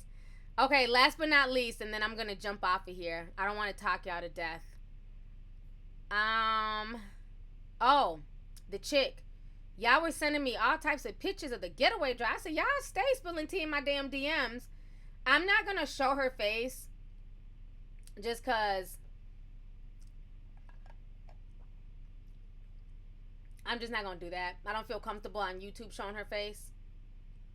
But she talks like she's in a gang. The way she types, all the X's and the Z's and all that goofy shit. So people sent me her Facebook page. This is the female driver. She's the one who was the getaway driver for the lunatic who killed Nipsey Hussle. And this is what she was telling the police. She turned herself in today, and this is what TMZ was reporting earlier. Give me 2 seconds here. So TMZ says, a woman who says she was in the car with Eric Holder after he excuse me, allegedly shot Nipsey Hussle tells TMZ she was with Holder Sunday but had no idea what he was doing. Really, bitch? We got tipped that the car police say Holder used was taken to an auto shop last June. We found out from the people connected to the shop that it was indeed the car that was used in the crime, with the license plates in question. The name on the invoice was Eric Holder. along with the phone number. They said, we called the number and a woman answered. She said she did not know Holder last June, but subsequently did get to know him. That didn't make a lot of sense because it appears that the car was registered to either her or someone in her family. Yet Holder's name was on the invoice. She told us it was her car. The woman then subsequently says that she began a friendship with Holder and that she was with him last Sunday when they drove to Nipsey's clothing store on the Crenshaw district of LA. She claims she was waiting for him in the alley when he went over to the clothing store. She also claims that she didn't know why he was going there and didn't say anything when he came back to the car. We are in no way vouching for the veracity of her version of Sunday's events. It's just what she said on the phone. The woman told us that she was going to call the police to clear her name. We contacted detectives on the case who said that they have not yet received such a call. The woman hung up on us before answering additional questions, like where Holder is now.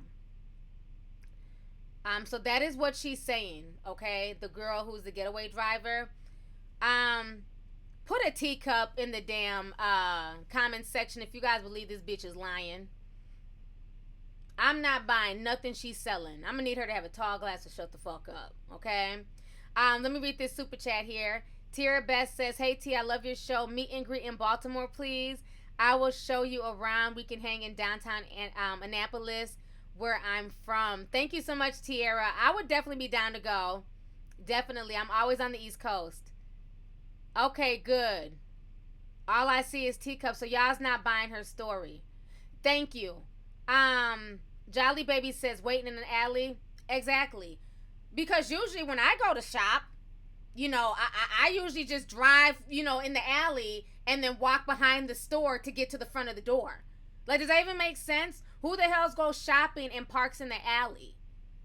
And this was a plaza, so it's not like it's some little side street. I'm sure there was parking.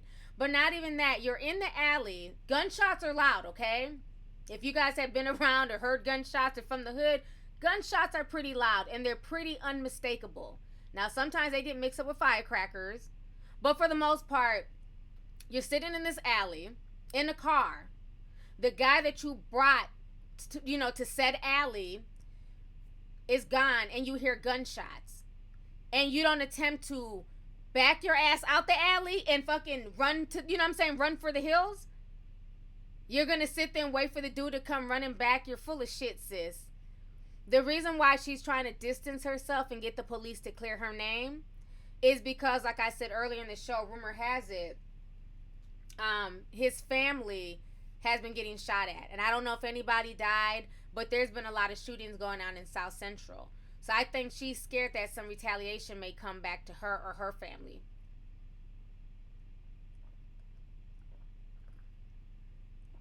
Exactly. Olu Cruz says he came back running. She knows what's up. Okay, all I see is teacups. So nobody's buying that shit at all. BGF Fern, I love you too. Thank you so much. Eunice says she's a ride or die. She knew what was up. She was probably fucking him and trying to impress him as well. Exactly. But when shit gets real, all of a sudden everybody wants to distance themselves. My thing is this. Even if she didn't know, let's just say hypothetically, because sometimes people will do some fuck shit. I'm gonna keep it real with you. And I talked about my homeboy a long time ago on one of my lives, who ended up getting 30 years in prison. He's been locked up since my oldest son was 6 months old. My oldest is now 18. This is how long my homeboy's been locked up. And so he got into a situation where he was giving, some guys a ride. These weren't even guys from his particular, set or whatever. And he was giving them a ride and they saw some ops and they started shooting and somebody was killed. Innocent person was killed. And so what ended up happening is that they all got charged. He was charged, the shooters, everybody. They all got charged and sentenced to 30 years. And he didn't know what was up. You know what I'm saying? He was giving them a ride and it was just like, there goes such and such. And it, things happen fast. So what I'm saying is that, yes, you can get yourself into certain situations, But if everything was so innocent and she had no idea, and then it's Nipsey, so it's not like, okay, well, who do I go? We don't know who was shot. We don't know somebody was hit. It's Nipsey, but you don't turn around and go to the police. You don't go tell them, what I'm saying, that you were there or that you witnessed something or that not snitching on old boy, but you don't say anything. So I don't believe you, sis. I'm not buying that she didn't know. Now, I'm not saying that they actually went there with the intentions to kill Nipsey because, again, words were exchanged. So it could have been the type of thing where it was the heat of the moment. But once you realize that there were gunshots being fired, multiple gunshots at that, you see the guy that you dropped off in the store running back full speed ahead to your car, and instead you just sit there and you don't say anything. I'm not buying it. I'm not buying it. Marlon Harrison says they're gentrifying North Omaha step by step. Now, when you go back, it's a lot of Asians and military families. That's very interesting. Thank you for the super chat. Ari Wood says, sent a super chat, forgot to write a message. I wanted you to know how much I love you, T. I'm in the Navy and your videos get me through these long 10-hour shifts, honey. I want to see you have your own radio show one day. Thank you so much, Ari. Thank you for the support. And I'm so glad that you like my videos and my chats and everything else. That's awesome. I have a lot of military people watch me, so that always makes me feel humble that you guys take your time, out y'all's day to watch little old me. So thank you. But yeah, she's lying. The chick is full of crap. I'm not buying it. Like somebody said in the comment section, it's probably a situation where she was trying to be a ride or die chick. We have a lot of that. We have a lot of that going on. Let's see here. Ebony says, what about the dude that walked past the killer and looked like he had his hands up? I'm not sure about that person. Okay, so Jamara Whitefield says, can you please tell your mods not to put me on timeout? I only asked to be a mod as well. I wasn't disrespectful or trolling. Okay, thank you for the super chat. You guys don't put her in timeout.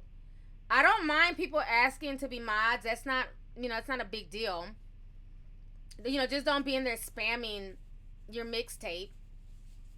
You shouldn't be putting timeout for that. Matter of fact, I will make you a mod.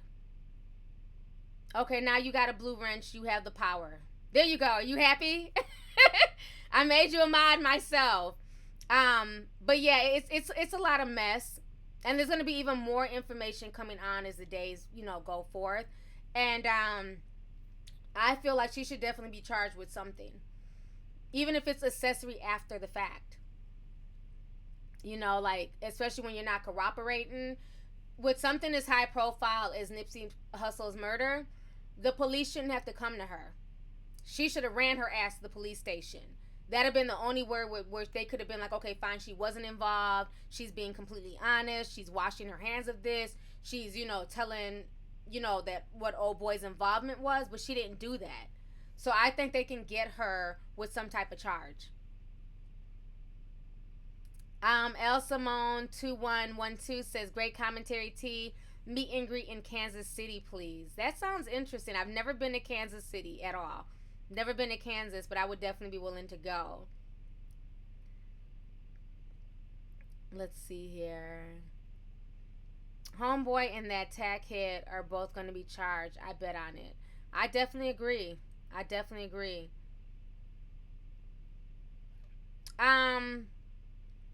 So Marie says snitching is snitching. So you think in that case she shouldn't have said anything?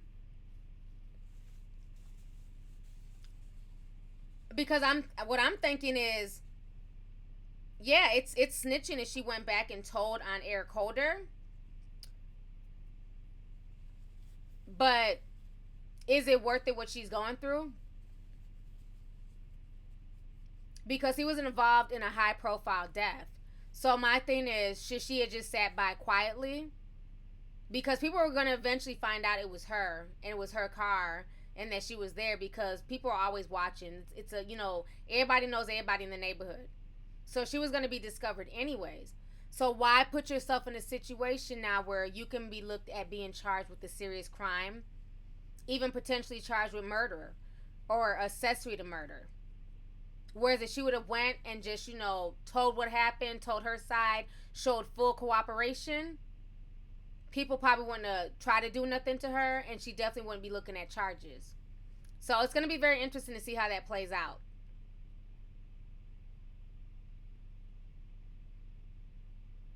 Let's see here.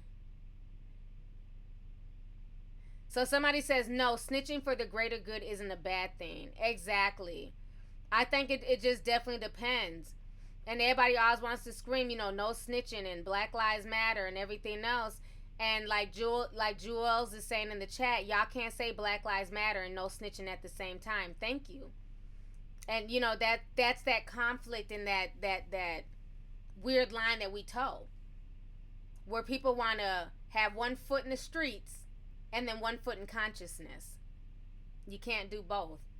I think the Bible says something like that too. Like, you can't serve two masters. You can't have your foot, doing devilish shit in the real world, but then on Sunday you're in church screaming hallelujah, Jesus, and all that stuff. So you got to decide. You gonna be a gangster? Then be a gangster. Don't snitch. But then when one of your homies get popped or something happens, I don't want to hear shit about Black Lives Mattering. I'm just saying. It's not snitching when you have nothing to do with it. And it's also not snitching if you're not about that life. Do y'all forget that? The little Asian boy, there's an Asian rapper. He sounds black. I like him though. Forget his name. He's the one who beat up Jin. Y'all remember when Jin used to freestyle all over BET? Jin, the Asian freestyle dude? The dude with the missing tooth. He's like hardcore from like Brooklyn or some shit. Like, if you close your eyes and you listen to this Asian man talk, you would think it was a black dude. Born and raised in the hood, born and raised in Brooklyn. Until you see him, you would think it was a black man talking. But anyways, I was watching one of his Vlad TV interviews. Write his name if y'all know who I'm talking about. He goes hard. Like, he's like a hardcore dude, gang member, all that shit from Brooklyn. But he used to like, thank you, China Mac. Thank you, Antonio. See, I may forget people's names, but I listen to a lot of people. I don't miss shit. I be on these social media streets, honey, okay? I fuck with China Mac. China Mac be dropping some jewels. Yes, China Mac. That's his name. I couldn't think of what it was. And I like his music. He goes hard. Yes, I listen to China Mac. So anyways, one day they were interviewing China Mac, and he was basically, they were asking him like, do you consider Jen a snitch? Because, he told on you when y'all jumped him. He had told on you and your boy, whatever. And he said, honestly, no. He said, Jen is not about that life. He's not from the streets. So I didn't expect anything different. He was like, he didn't want to say the N-word, but you can tell when he's not on camera, he probably be dropping all types of N-words. Because he comes off like just, like just some hood ass dude from Brooklyn. He's an Asian guy. And he was saying that basically, if you're not from the street, if you're not about that street life, and you're a civilian, you're supposed to tell. You're supposed to so-called snitch.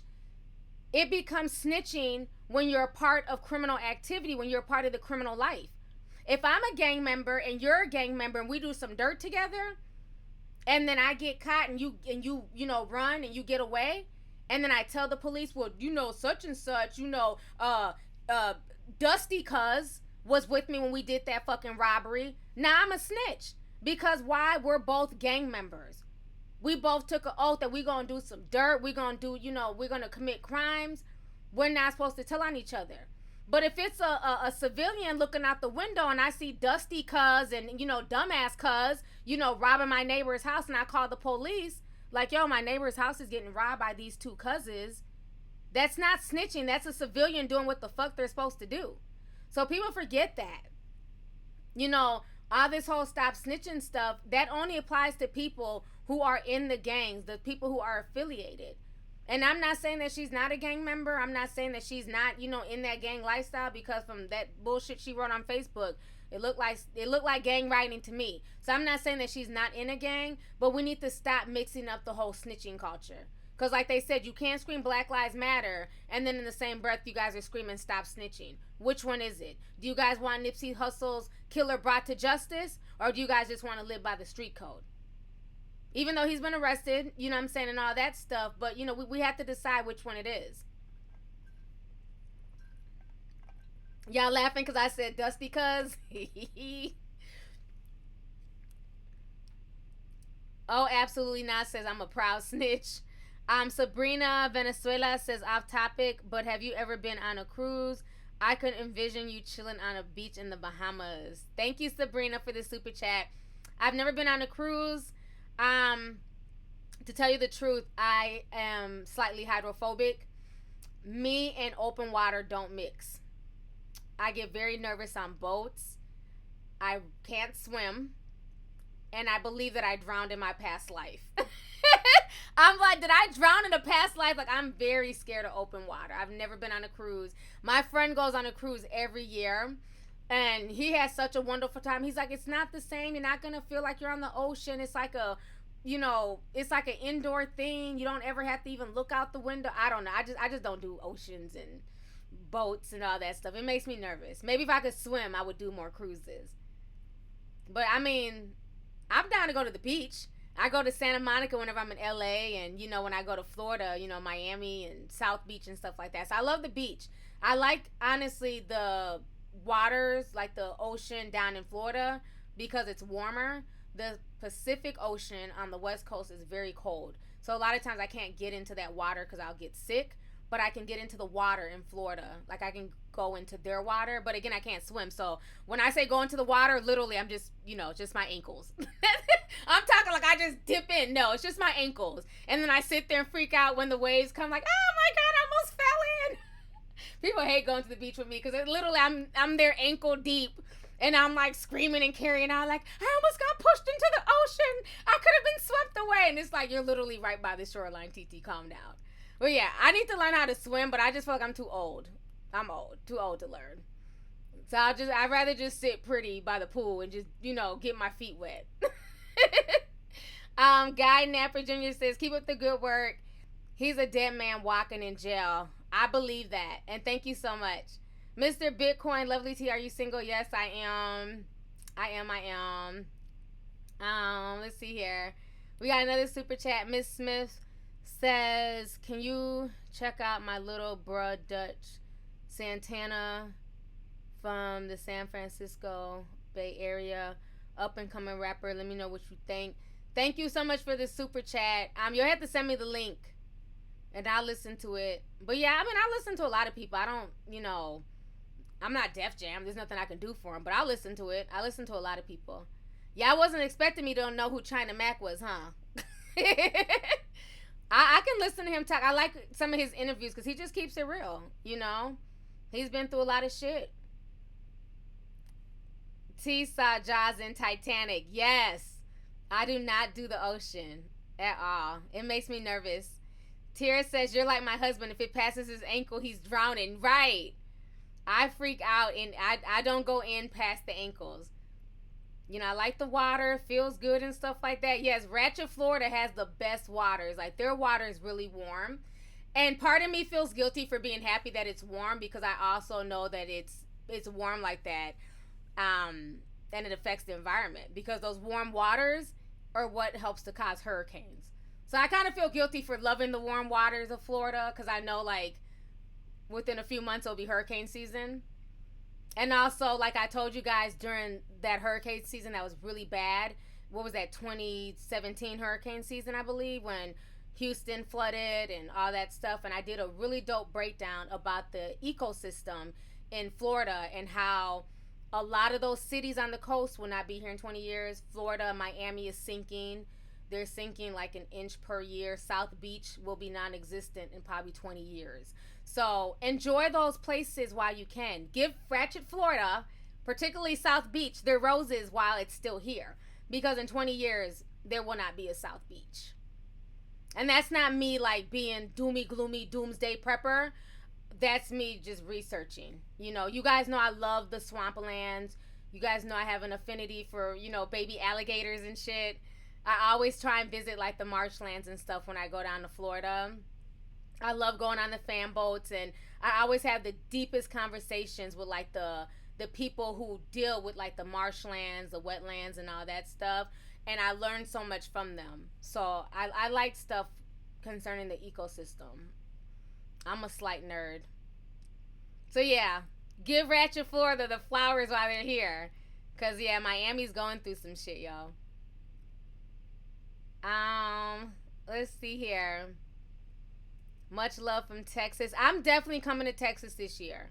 I am definitely coming. The year I wanted to go was when all the hurricane stuff happened. And I have so many friends down in Texas, and people have been trying to get me to go to Texas for years. I've never been. Can you believe it? I'm very excited. I will be coming down to Texas. I want to see Dallas and Houston. I understand they're not right next to each other. I think it's like a 4-hour drive between the cities, but I would love to go to both cities. But I definitely want to go to Texas. I'm going to Arizona this month, so I'm super excited about going to Arizona. I've never been to Arizona, so super excited about that. Let's see here. Them big ass drinks from Wet Willie's, yes. The pina colada, that's my homegirl's favorite. I took a sip of it. It wasn't too bad. I like Wet Willie's. Um, no, I'm not doing anything with Phil. I think he's doing some type of speaking thing or something. Like he's going on the road speaking. No, I'm doing stuff for my business, for like my tea line and pop up shops and different stuff like that. So I'm doing everything for my business. Like I always tell you guys, I don't want to depend solely on YouTube. This YouTube shit will be coming to an end soon enough, because it's just like all the mess that's going on. YouTube is going to be implementing a lot of changes. So, you know, laugh now. They're about to start implementing a lot of stuff. So I hope a lot of people have side hustles. So I'm focusing on growing my business, my tea business outside of YouTube and all that stuff. So that's why I'm going to be doing a lot of traveling this year. Let's see here.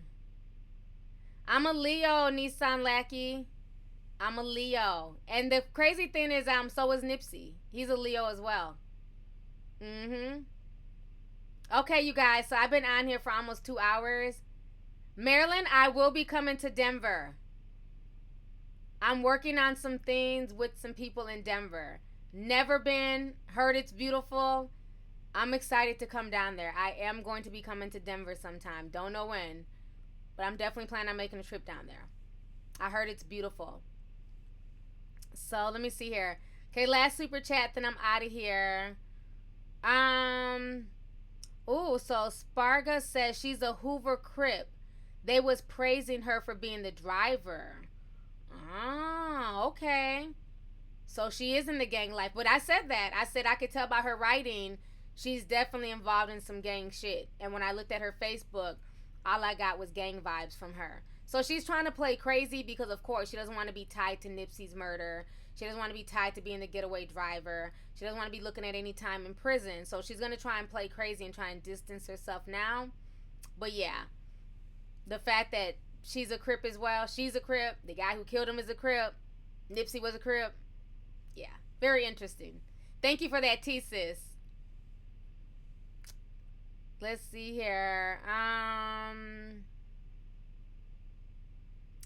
Burker says, do you use Nigerian plants to increase iron levels in your love line? I don't know what that means. I don't know what Nigerian plants I would use. The Denver airport is the best. Isn't the Denver airport where they have all the Illuminati stuff on their walls? They had the whole end of the earth theme, but now they're supposedly trying to change it. They're like trying to turn it into a big joke because, you know, of course they want to make conspiracy theorists look crazy. But I heard they're getting rid of a lot of that mural, that big old mural about the end of the world. That's probably why I hadn't been to Denver, because I always heard about the airport being like an Illuminati base or something for like the end of the world.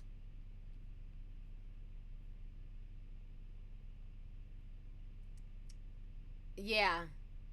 That mural is really creepy, but I heard that they're covering it up. I might be wrong, but I heard that they're supposed to be covering it up or something because of so many people talking about that Denver airport conspiracy.